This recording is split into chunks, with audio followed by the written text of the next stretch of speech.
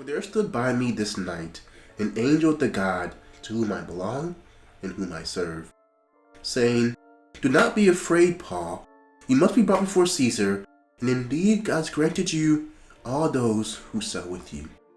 Acts 27, verse 23 and 24. For many days, the ship had been being tossed to and fro by a tremendous storm. Every part of the ship seemed to have been thrown into the sea. Neither sun nor stars had been seen for many days, and the exhausted men were ready to give up the battle. But then a man whom the crew and prisoners had learned to respect came forward. Shouting above the roaring of the sea and the creaking of the ship, Paul announced that there would be no loss of life, only of the ship. Good news, but how did he know? The answer soon came. There stood by me this night the angel of the Lord. The experience proclaims with certainty that we do not live in a one-story world. There is a God whose angels alighted on the rolling deck of the ship in distress and delivered a message to a man.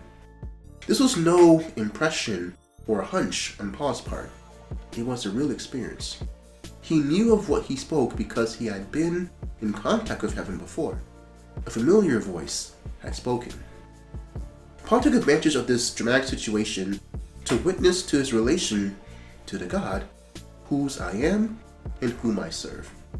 He was not his own, he belonged to God. The word translated serve is probably more correctly translated as worship. Paul wanted all men to know that he was a worshiper of God.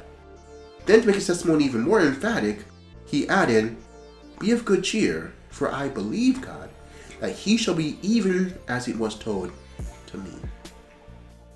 Never was Paul greater than when he addressed those 275 fatigued, hopeless men. He was revealed as a man who knew God, who belonged to God, who worshipped God, and who believed God. What a contrast between this great man and the modern Christian who reduces God to maybe a philosophical abstraction, who finds nothing for God to do. No ultimate reality or a ground of being will take the place of the God whose angel spoke to Paul in that story. And as always, think on these things.